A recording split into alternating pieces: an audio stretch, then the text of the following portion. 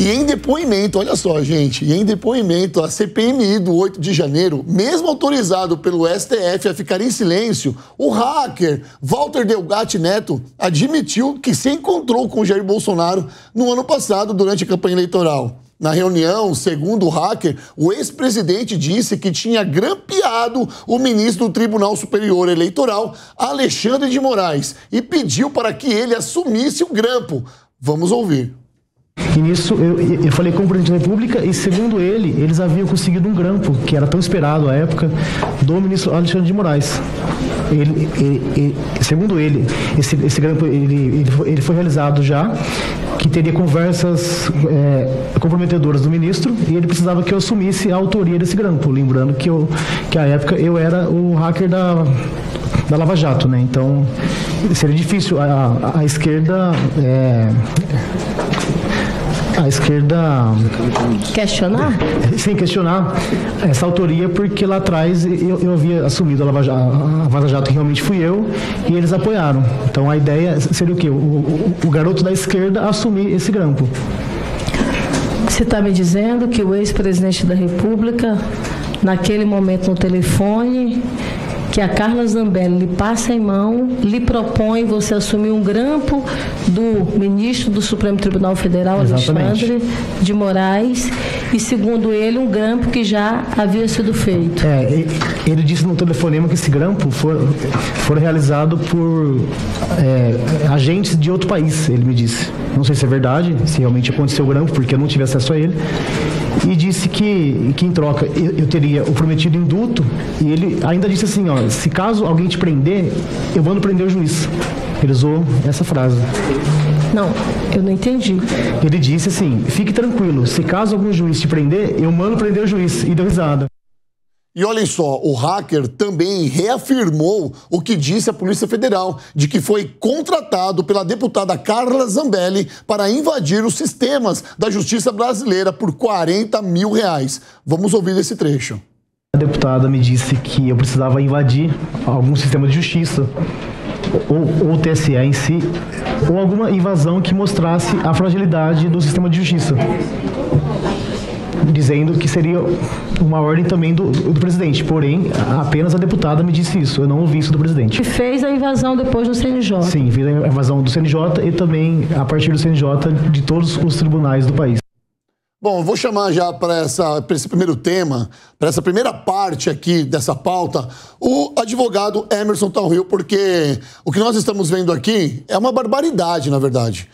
Até que ponto a gente pode acreditar nos depoimentos desse cidadão, desse Walter Delgatti Neto, o tão famoso hacker? Bom, primeiro que é uma falácia jurídica isso que aconteceu nessa CPI.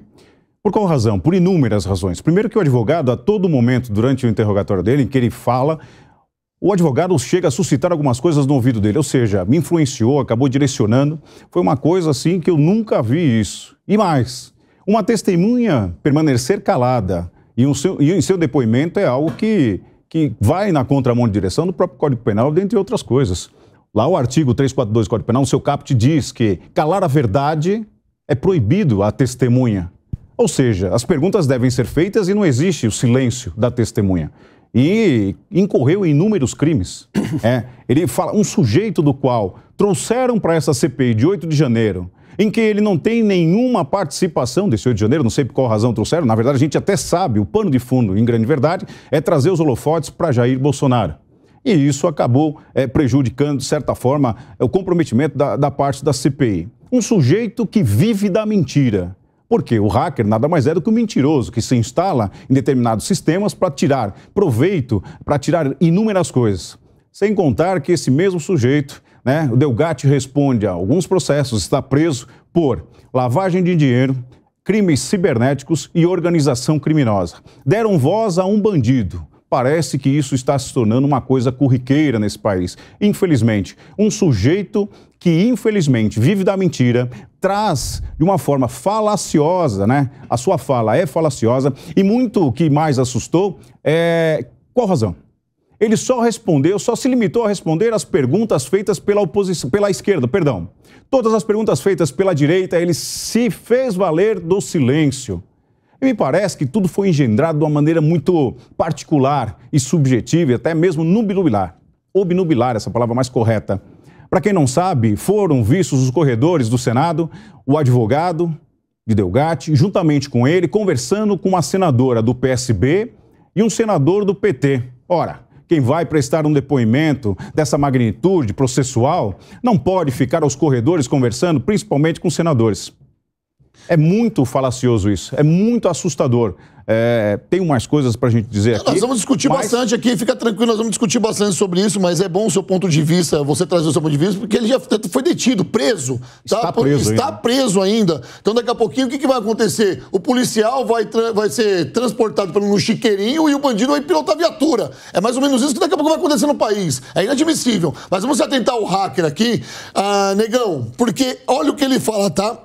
Desculpa. Segundo o hacker, o ex-presidente disse que tinha grampeado o ministro do Tribunal Superior Eleitoral, Alexandre de Moraes, e pediu para que ele assumisse o grampo.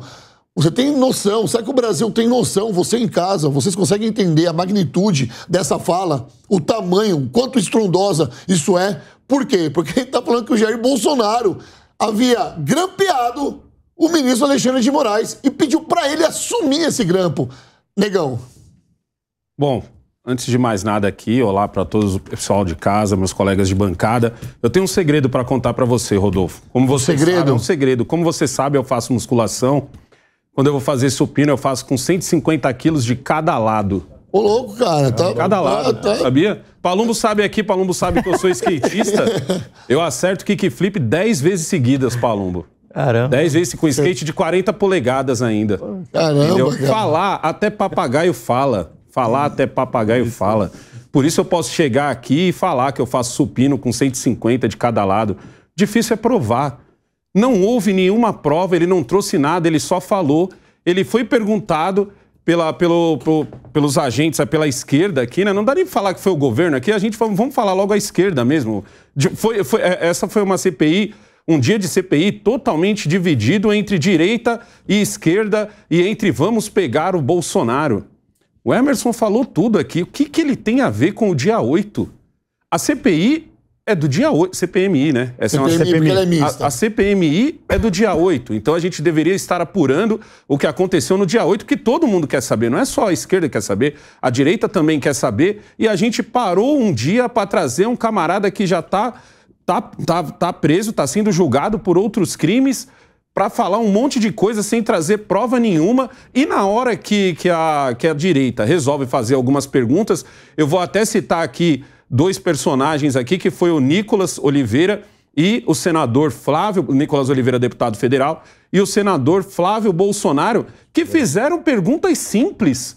Não foram perguntas assim cabiciosas, não foram perguntas difíceis. Nicolas Ferreira e Flávio Bolsonaro. Entre essas perguntas, tem um momento em que o senador Flávio Bolsonaro mostra uma foto, né, e pergunta se ele sabe quem é que está naquela foto, e ele usa o seu direito de ficar calado, só que naquela foto estava o advogado dele. O advogado. Por quê? Porque o Flávio Bolsonaro mostrou que o próprio advogado dele estava falando lá de um livro para que ele estava fazendo. Um livro ou um curso, agora uma apostila, não me lembro corretamente, mas era para juntar dinheiro para poder ajudar, adivinha quem? O hacker, o famoso hacker da Vaza Jato. Tudo é uma questão de provar. Lá ele pode dizer o que ele quiser, lá ele pode inventar a fantasia ou a realidade que for. A questão é, tanto a fantasia quanto a realidade ele tem que provar. Se ele tiver provas, ele que traga. Estranhamente, ele não trouxe já ali, entendeu, as suas provas. E é como eu disse, falar, até papagaio fala, eu posso chegar aqui também... O negócio é provar. O negócio é provar. O negócio tem que provar. O negócio é deitar lá no banco de supino e fazer com 150 de cada lado. Sabe o que me deixa preocupado com isso, delegado Palumbo? Porque ele fala e uma hora ele vai ter que provar. Porque ele não tem foro privilegiado, meu amigo. Uma hora ele vai ter que provar isso de alguma forma. Ele não consegue falando. E olha só, diante do depoimento do hacker, a CPMI, em entrevista exclusiva, exclusiva ao site da Jovem Pan, Jair Bolsonaro conversou com os repórteres Bruno Pinheiro e Rafael Felice e afirmou que há uma fantasia no depoimento do Delgatti. Abre aspas na fala do Bolsonaro. Ele está inspirado, está voando completamente. Fecho aspas. O ex-presidente confirmou ter se encontrado com o hacker para conversar sobre as urnas eletrônicas e pedido para que ele falasse com os militares que faziam parte da comissão eleitoral do TSE. Mas negou que tenha pedido para que ele assumisse a autoria do suposto grampo. É isso, delegado Palumbo? Bom, isso aí na polícia a gente chama de 13. O doutor Emerson vai saber o que significa 13. Para quem não sabe, eu vou explicar para vocês. Quando um policial fala, aquele cara é 13, ele está dizendo que aquele cara é maluco. Que não dá para acreditar em nada do que ele falou. O número, desculpa? 13. Que coincidência. 13. Então hoje, você é 13, é doido, a gente se afasta, poça d'água, a gente sai de perto, ninguém quer ficar perto. E ele é completamente maluco. Cadê as provas de tudo isso que ele está falando? Mas antes disso, tem a aberração jurídica de se passar por cima da lei do artigo 342, como bem citou o doutor Emerson, porque testemunha não tem o direito de ficar calado. Isso serve para indiciado, para investigado, para réu, correto, doutor? Perfeito. Agora, o Supremo, ele rasga completamente o Código de Processo Penal, rasga a Constituição, quando permite um direito que não está previsto em lei. Ele tinha que responder todas as perguntas e sem mentir, para não correr no crime de falso testemunho. Só colocar uma questão aqui, porque um paralelo, porque o STF deve ter entendido que ele é réu em uma das situações. Ele é réu. Mas ali ele estava como testemunha. Ele estava como testemunha, mas isso está acontecendo em todas as CPMI. E durante a CPMI isso está acontecendo direto. E também está acontecendo isso na CPI.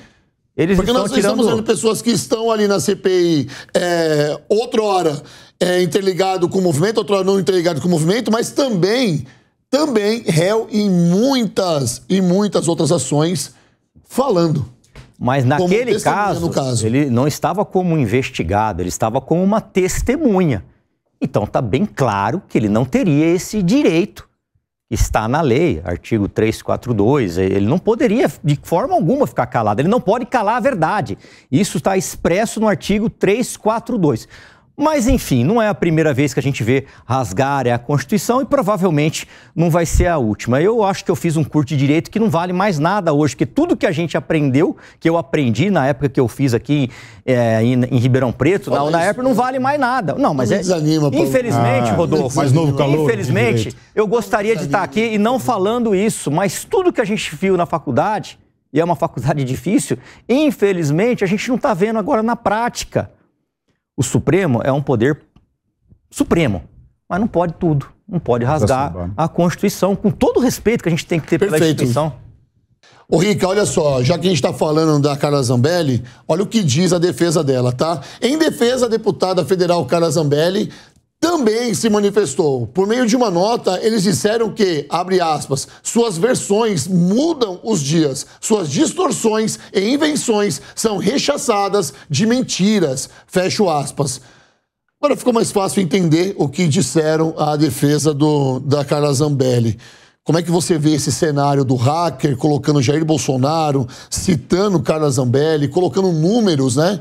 Colocando R$40 mil como forma de pagamento. Como é que você encara esses fatos? Olha, os colegas aqui já falaram, né? Realmente é uma pessoa difícil de você poder crer, de você acreditar, incorreu em vários crimes, está preso. E aí está falando sobre um ex-presidente, está falando sobre uma deputada, ou seja, não está falando sobre pessoas, estão falando sobre pessoas aqui muito importantes. De fato, pode ser uma tentativa de defesa aqui do hacker para tentar se livrar de alguma coisa ou para jogar um fogo, né, para tirar um pouco da responsabilidade que ele teve. Ele mesmo comenta aqui da responsabilidade, ele mesmo comenta das ilicitudes que ele cometeu. Então vamos lá. Evidentemente, ele não tem prova disso, e a gente estava aqui comentando, né? Como que a gente faz com alguém que fala coisas tão complicadas, tão complexas, que podem mexer tanto, né, com o nosso país, um país inclusive muito polarizado, que a gente sabe, sem ter provas disso. E vamos lá. É óbvio, né? Tá certo aqui a defesa da Carla. Entendo que é muito difícil dele conseguir comprovar o que ele está dizendo. O único problema é Bolsonaro e Carla, em algum momento, se encontraram com esse hacker. Se tem algum erro aqui, que eu entendo, provavelmente o que aconteceu, foi se encontrar com uma pessoa que poderia levar a falar ter esse tipo de afirmação, porque depois as pessoas podem se perguntar, mas peraí, ele já era hacker, ele já tinha feito alguma coisa, alguma ilicitude, por que então convidaram essa pessoa, falaram com ele pessoalmente e tudo mais? Eu tenho, assim, evidentemente eu posso acreditar, eu não estou vendo nenhuma prova, a minha impressão é que isso aqui é uma loucura completa, isso não faz nenhum sentido, ele está tentando se defender. O único problema de fato é que por ter esse encontro no passado, ele acaba utilizando desse encontro para gerar a dúvida na população, a dúvida em quem está ouvindo, e num país popularizado, ele pode, de fato, conseguir ter um pouco de sucesso em gerar essa dúvida, o que é uma pena. Eu, como economista, fico pensando, quanto mais o país fica perdendo tempo, ouvindo gente que não merece crédito sobre uma coisa que, sinceramente, ele nem tem prova para isso, a gente está perdendo o nosso tempo, a gente está perdendo tempo para esse país ser melhor, correr melhor, para a gente conseguir realmente ter discussões inteligentes. A impressão que dá. Esse é o negócio. Parece uma briga de condomínio ali. É que ele levantou muito bem. É pão e circo, nós estamos em Roma, você entendeu? É isso que está acontecendo. Mas tem um propósito, Ronaldo. Tem um propósito. Rodolfo, perdão. Prazer, viu? Perdão, prazer, Rodolfo. Beleza, perdão. Enfim, mas isso tem um propósito. É justamente tirar o foco, os holofotes do governo, que tem feito aí suas lambanças e suas pedaladas, como assim podemos dizer. E outra coisa, um sujeito que muita gente não sabe, é um sujeito que conseguiu invadir, né, o Telegram do nada mais ou menos que a época do procurador Deltan Dallagnol. E do Moro. E do Sérgio Moro. Inclusive, ele ofendeu o Sérgio Moro, cometeu crimes de calúnia, entre outras coisas, desrespeito isso na CPMI, e nada foi feito. Não, aquilo lá foi uma vergonha, doutor. Um sujeito... Lá foi uma vergonha. Então, e um sujeito, para quem não sabe, que quando ele foi preso da primeira vez, foi arrecadado em posse dele 7 terabytes de informações. Ele só apresentou para o site do Intercept 56 gigas, ou seja, ainda existe muita coisa ainda para ser descoberta, e um sujeito que violou ali, invadiu 100 autoridades pelo menos. E isso não pode ser deixado passar de lado. Outra coisa, Rodolfo, que é importante o pessoal também saber, nossa audiência, é que justamente esse mesmo sujeito, ele se declarou já que votou no Lula, que apoia o Lula. Inclusive, numa live, ele disse que vai tentar tirar algo de positivo de todo esse episódio que ele vem passando para se projetar como uma possível candidatura a deputado federal. Veja só pelo jeito com que ele falou, só ver pelo jeito com que ele falou com o senador Sérgio Moro. Sim. A única prova que a gente tem... E, eu vou falar para vocês, eu acompanhei pelo menos umas 4 horas hoje da CPMI, e a única coisa que foi essa semana, né? Essa semana, desculpa. Essa semana... A única prova desse... eu tô falando de 4 horas, hein? A única coisa provada mesmo foi a invasão do CNJ. E por que eu tô falando prova? Porque a única prova que se tem, de que ele fala que ficou lá por 4 meses. E a única prova que se tem, pelo menos até onde eu vi, até onde eu pude acompanhar... E no seu entendimento? No meu entendimento, que ele esteve realmente lá, foi justamente aquele mandado de prisão onde ele coloca o nome do ministro Alexandre de Moraes pedindo para prender ele mesmo. Entendeu? Onde ele faz a brincadeira, de acordo com ele, né? Que ele até falou isso na CPMI, né? Que ele faz a brincadeira, que ele coloca o nome do Lula lá e tal. Só que assim, também não é prova de que foi ele que fez, é prova de que ele assumiu a autoria.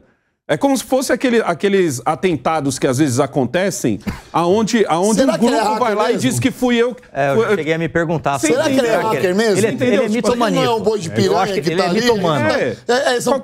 São tantas aleivosias que essa pessoa tá falando que a gente não sabe o que vai acontecer. Ele é mitomano. Eu acho que é. É muita teratologia aqui nessa mesa pra gente ficar discutindo, sabe, sobre essa pessoa. O fato é... Eu vou colocar outra questão aqui em relação a essa pauta aí para todo mundo discutir, fiquem à vontade para falar, tá? Porque a relatora da CPMI, a senadora Elisiane Gama, afirmou que já existem fortes condições de pedir o indiciamento do ex-presidente Jair Bolsonaro no relatório final. Vamos ouvir. Eu diria que hoje os elementos apresentados a esta comissão nos dão fortes condições de, ao final, termos o indiciamento do ex-presidente Bolsonaro.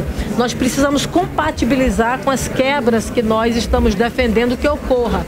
Dentre elas, a quebra de sigilos, eu diria, de relatórios do COAF, que são os RIFs, e também essas quebras telemáticas. Esses dados que chegarão até nós, em sendo confirmadas as informações de hoje, não há dúvida nenhuma que partiremos aí para esses indiciamentos. Olha só, Negão, Vou começar com você aqui, tá? Porque agora era tudo que ela queria. Era tudo que ela queria. Vou te falar uma coisa. Desde o começo a gente sabe que essa CPMI era para pegar o Bolsonaro. Infelizmente, né? Porque não tem nada que ligue o que aconteceu no dia 8 de janeiro a Jair Bolsonaro. Infelizmente, como o próprio Emerson disse aqui, eu concordo totalmente com ele. Parece que todo dia é uma coisa do vamos falar bastante para que a gente possa desviar o foco do que realmente está acontecendo hoje no Brasil. E a gente sabe a ladeira que a gente está indo, ladeira abaixo, e cada dia parece que o motorista desse busão pisa mais fundo no acelerador. A Elisiane Gama... Na ladeira. Na ladeira. No acelerador, na ladeira. Elisiane Gama, ela está à frente da CPI, então ela pode pedir... CPMI, perdão. Ela pode pedir o indiciamento do ex-presidente Jair Bolsonaro, mas vamos ser sinceros, não vai dar em nada.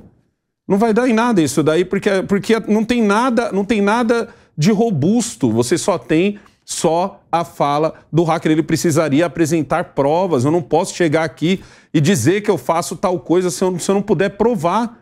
Ou então a gente vai ter que começar a mudar as leis. Emerson, a gente tem dois advogados aqui. Já mudaram as leis. Porque como é que vai ser agora? Qualquer um pode chegar, falar e não precisa mais provar. Tá mais ou menos assim, negão. Entendeu? E o duro que é político. Tá aberto a gente, fica à vontade pra falar. Por um motivo muito simples, de fato, e banal, como o governo tem ganhado um grande apoio com as emendas, com tudo que a gente está vendo com os ministérios, que é uma discussão que a gente tem visto nas últimas semanas, o governo consegue ganhar apoio e consegue, às vezes, com um pelo no ovo, começar um processo muito sério, sem poucas provas, nada de prova, exato. Certo? E uma coisa muito séria é que aí movimenta o país novamente, movimenta a polarização e tudo mais. O testemunho sem prova de absolutamente nada, e o doutor sabe melhor que eu, que a testemunha é a prostituta das provas. Isso a gente aprendeu lá 20 anos atrás, na faculdade de Direito. Ele não trouxe provas nenhuma. Eles estão jogando uma cortina de fumaça para fugir do foco, que é para investigar os atos do dia 8 de janeiro. Já mudaram completamente o foco, assim como fizeram na CPI do MST, onde tiraram membros da CPI, colocaram outros para fortalecer a oposição. Enquanto isso, a gente não tem todas as câmeras disponibilizadas pelo ministro Dino, nós não temos o G Dias e nós não temos nada que interesse para saber ou não desse famoso golpe, que não é golpe coisíssima nenhuma, golpes com bandeiras, vuvuzela, camisa do Brasil, idosos, sem armas, idosos. Isso não é golpe em lugar nenhum do mundo. Mas, olha, enfim, só, Paulo, termina, desculpa. Não, era isso. E o desrespeito que fizeram com o Sérgio Moro, não sou advogado dele, não é meu amigo, nada disso, mas eles desrespeitaram o Senado Federal, o Congresso Nacional. Quando uma pessoa desqualificada, um monte de passagem criminal, respondendo processos, aponta o dedo para um senador da República e fala que ele é um criminoso quanto mais. Ele tinha que sair preso de lá. Preso, porque o Sérgio Moro, embora eu tenha minhas ressalvas contra ele não foi condenado em absolutamente nada. E uma pessoa, uma testemunha, não pode chegar lá e inverter os valores, apontar o dedo para uma pessoa que está fazendo perguntas e chamá-lo de criminoso quanto mais. É onde eu quero chegar. Parte dos senados aplaudindo essa conduta. Não importa se é de direita, se é de centro, se é de meio, se não é de nada. Ele desrespeitou o Congresso Nacional, o senador da República, e não fizeram nada. Parece uma reunião de condomínio. Olha só, Palumbo, foi levantado aqui, eu acho que foi o Negão que falou que não vai dar em nada pro Jair Bolsonaro, ok?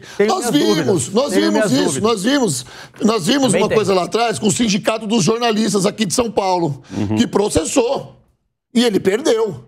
Nós vimos ele se tornar inelegível. Ué, quem é que falava há um ano atrás que corria esse risco de ficar inelegível no Brasil? A maior potência da direita do país, Jair Messias Bolsonaro, inelegível daqui a um ano. Ah, não. Isso nem nos piores pesadelos. E aconteceu. E agora, a caça não é a caça às bruxas, é a caça ao ex-presidente Jair Bolsonaro. É porque você tudo o que acontece. Se cair uma pedra no Senado, se cair uma pedra em algum lugar, vão tentar culpá-lo. De alguma forma, você vê que a CPMI do 8 de janeiro, ela só tem um único caminho. Culpar o ex-presidente. Ela não tem o caminho de revelar a verdade, de trazer para as pessoas a transparência dos fatos. Ela não tem. Ela demorou para ser instaurada, ela colocou quem ela quis para estar lá falando, principalmente para quem está dirigindo. Porque a jornalista, a senhorita Elisiane Gama, é desprovida de informações. Ela fala cada coisa naquela CPMI que as pessoas que têm capacidade jurídica, embasamento jurídico, olham para ela e perdem um cabelo. Eu nem tenho cabelo para perder quando eu vejo ela falar alguma coisa. E aí ela comete o erro de falar que agora existem fortes condições de pedir o indiciamento do ex-presidente Jair Bolsonaro. Quais? Me responda. Quais fortes condições de pedir o indiciamento do ex-presidente? Me fala. Se baseando no quê? Numa falácia de alguém que está indo lá e nem sabe o que está dizendo? De alguém que está indo lá e só respondeu as pessoas da esquerda. A oposição não teve direito de resposta. Vocês acompanharam isso. A oposição não teve direito nenhum de respostas por parte desse hacker. Eu estou chamando ele aí de hacker, mas eu nem sei se ele é hacker de verdade, tá? O senhor Walter Delgatti Neto. Me parece algum absurdo que eu tô falando? Isso aí é fácil de explicar, Rodolfo, porque é o seguinte. Jair Bolsonaro hoje é sim a maior potência que a gente tem do lado direito da força. Ele perde a eleição para o presidente Lula, ele teve aqueles problemas que teve lá conforme a campanha, a gente viu coisas que o ex-presidente o presidente Lula podia falar, o presidente Bolsonaro já não podia, a gente viu que não foi ali... essa corrida não foi igualitária para os dois lados. E aí o que se pensou? Nossa, agora o país estará apaziguado, vamos acabar a bendita polarização. Lula assume no dia 1º de janeiro, a gente já está em agosto e até agora parece que o governo não começou. O Centrão está cada vez mais faminto. O Brasil não está andando como deveria estar andando. E quem está fazendo com que a popularidade de Bolsonaro suba não é o Bolsonaro, porque quase ele não fala nada. É difícil hoje você pegar uma fala do Bolsonaro, entendeu? É muito mais por causa da má administração do atual presidente da República, Luiz Inácio Lula da Silva, que Bolsonaro está sendo lembrado, do que pelo próprio Bolsonaro. Ele já está sendo comparado, e não está sendo comparado o mandato do presidente Lula de agora com o mandato do ano passado. E aí, quando todo mundo pensou, e o pessoal mais de centro, entre aspas, porque para mim, esse pessoal em cima do muro, para mim, pende para a esquerda, entendeu? Esse pessoal pensou, pô, agora tá na hora de pegar o capital político do Bolsonaro, ele tá quebrado e tal, vamos pegar os benditos bolsonaristas. Eis que pessoas próximas a Bolsonaro pedem a bendita vaquinha do PIS e 750 mil pessoas, pega esse número, Brasil, 750 mil pessoas ajudam do próprio bolso Jair Bolsonaro. E não tem R$1 de dinheiro errado aí. Porque se tivesse, meu amigo, eu não ia precisar de hacker, não ia precisar dessa papagaiada toda que a gente viu nessa CPMI. Alessandro, você falou que você acha que não vai dar em nada. A preocupação que acho que eu tenho, pode ser que outras pessoas, é que como é um processo político, o que pode acontecer? Pode acabar dando em alguma coisa que não tem prova. Alguma coisa que, de fato, você não pode ir lá e... Isso aqui pode... a gente não achava que era impossível. Sim. Isso não ia acontecer dele ser inelegível. Quem falou que inelegível. Não vai valer nada? Exatamente. Ela pode valer, porque quem vai tomar essa decisão são os políticos. E os políticos, eles vão apresentar um relatório. A relatora é completamente tendenciosa. Inclusive é amiga do Flávio Dino. Então, quem falou que não vai valer nada? Quem é que vai ler esse relatório? Quem é que vai apresentar esse relatório? Mas, Paulo, deixa eu só o Rica terminar o raciocínio dele, que eu tô fazendo umas anotações, que eu vou em cima do raciocínio dele, então, tá? Aí você já fala do hacker. Então vamos lá. Por favor, Rica. Então, isso aqui pode gerar, de fato, alguma confusão. Isso aqui vai existir um relatório. Esse relatório depois vai ser votado ou vai ser discutido de maneira política. A gente pode ver impeachment, a gente pode ver o que aconteceu pro passado. Às vezes por coisas muito pequenas. Se tinha prova ou se não tinha prova. As pessoas foram presas, tiveram impeachment, esse tipo de coisa. Ou seja, pode acontecer uma coisa parecida. Se teve decisão monocrática ou não, aconteceu. É isso aí. Então pode acontecer uma coisa parecida. Então, de fato, acho que o difícil para nós, seja você de esquerda, seja você de direita, isso aqui é péssimo para o país. Quando uma testemunha vai lá falar sobre o que aconteceu, os episódios sobre um determinado assunto e só responde um lado, o lado da esquerda, o lado da direita, não responde, só da esquerda não responde da direita, já mostra que existe alguma coisa muito, muito errada. Tá muito errado ali. Quando ele está no corredor conversando com um senador, né? senador de um lado ideológico, também mostra. Então, tudo isso aqui mostra que isso aqui acaba sendo um grande teatro. E esse grande teatro pode gerar mais confusão. Essa é uma grande preocupação de fato que eu tenho. Palumbo, por favor.